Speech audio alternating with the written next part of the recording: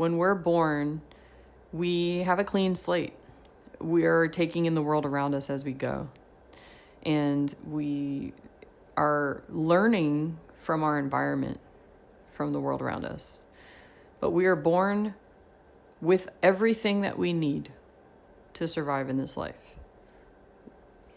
But when bad things happen, starting in childhood, doesn't have to be a big trauma. It could just be some really distressing feeling that's very overwhelming.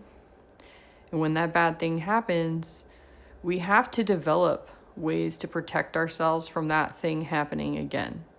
And we have a very limited scope on what the ways to protect us actually are. So in this illustration, it shows how we develop different characters, you can view it that way, inside of us, or different neural pathways, or different parts of ourselves to prevent that bad thing from happening again. So if you ever seen the movie Inside Out, the second one is even more accurate on how the mind actually works and how things get framed up and how your perspective can shift over time based on your growth, your development, coming into adulthood. So when something bad happens to someone, especially as a child, kids don't necessarily have the ability to see things in the gray. They go to like one extreme or the other. They're very black and white thinkers, as far as like how to understand why bad things happen. So they either point the finger at themselves or they point the finger outward.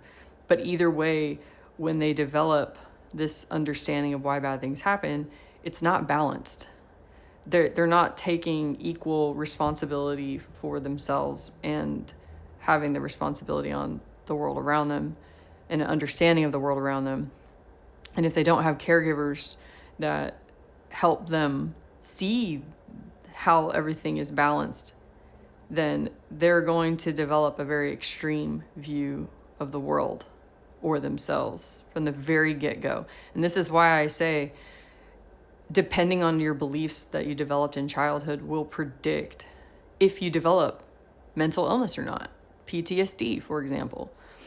It's a result of your perspective of the world, why you think bad things happen. Because PTSD isn't necessarily about the trauma itself. The trauma was the activator, the jolt. But PTSD develops when it stays stuck inside. It doesn't get processed because of the extreme views. So what PTSD treatment does is it helps not just lift the strong emotional charge out of the body or neutralize it, but it also helps to balance out how you view the world and yourself. So in this illustration, when this is a child that got hurt, let's just say the kid got yelled at for spilling milk. It could be something as simple as that. I've worked with people that have had very small events occur that they didn't view was that big of a deal, but their inner child certainly did. So when this kid got hurt, he felt overwhelmed, sad, scared. Maybe he got yelled at and was forced to clean it up. So your system's going to want to try to prevent this thing from happening again. So it's going to figure out, all right, why did this bad thing happen? So it's either going to point the finger inward of like, well, I'm an idiot. I should have known better. Or it could point the finger outward. Mom's so mean. All she does is yell for no reason. And either way, it's very extreme. It's not balanced view. So you're then going to start overcompensating for that belief. And you're also going to kind of put this part of you that got you in trouble or got you into the problem or the scary event. You're going to put that part of you and lock it away. It's called an exile. You're going to exile it away. You're going to lock it in a room. You're going to bury it, this part of you. So maybe this part was just playing around. It was originally very playful. It was running around in the kitchen. It was excited and it was just, not really focused, and then spilled the milk on the ground. And then mom comes in screaming and yelling and berating the kid, saying like, how stupid can you be? This is what happens when da da da da da da. So this kid's gonna now develop a belief about themselves or the mom, and then develop protectors to make sure that this kid, the playful one, stays in their room, the locked room or underground or whatever. They're going to make sure that he stays in there and doesn't come out. Also, these aspects of him, the sad and the scared, the vulnerable emotions, they're going to make sure that this one doesn't come out, because that's what got you hurt. That's what caused this. That's what this kid believes. I caused this problem. Or mom only got mad at me because I was being playful. So if I just stop being playful, then I don't have to feel sad or scared or overwhelmed anymore. And so you develop these characters, these protectors, to keep you from feeling sad, scared, overwhelmed. These are just examples. There's a lot more emotions that you try to protect yourself from feeling. You're going to develop proactive protector characters and reactive ones. The proactive ones are going to proactively look and scan for threats constantly in the environment from the outside world. They're going to make sure that they are watching to watch for any events that may make you feel this way again, and they're going to prevent that from happening as best they can. So a logical one would be a proactive protector. An anxious one, looking into the future, would be a proactive protector. And then you have the reactive ones. So these are the ones that, like, say the logic and your anxiety or your planner side of you or your like very professional side of you slips up and gets blindsided by an event that you did not expect. It's going to cut through into this room. Your little one, your little inner child, is going to feel that, start feeling sad and scared.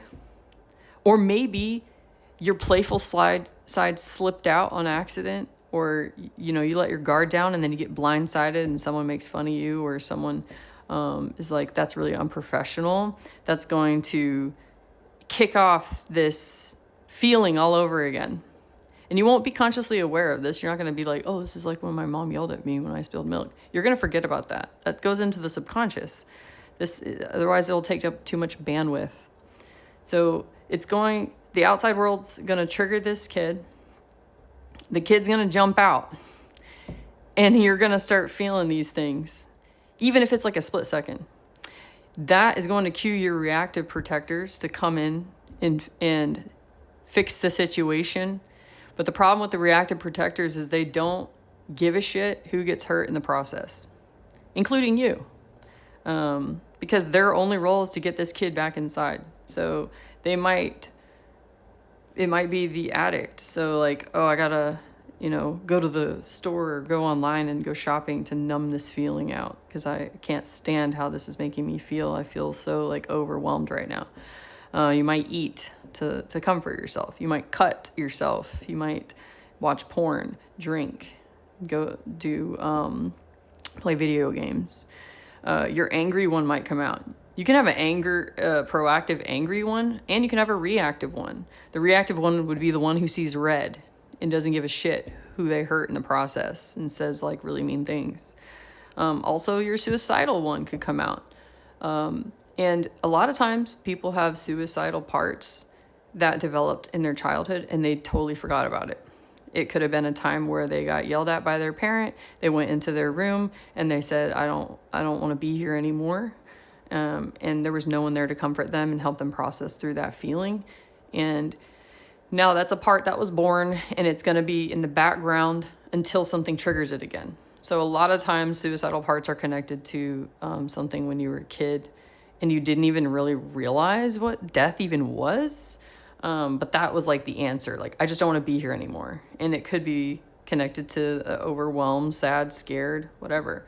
And so a lot of times the suicidal part isn't literally wanting to die, but they just have no other option because they were a kid when they developed this thought. They don't have proper perspective of the world, and they don't have any guidance on how to figure out what to do. So they just go to that resort. So I'll stop the video here because this is like, I could go on and on and on. There's a lot of different aspects and layers to all this stuff. But this, in a nutshell, is how the internal world works. So if you haven't watched Inside Out 1 and 2, I highly recommend it because it's going to give you a good framework on how this actually goes down.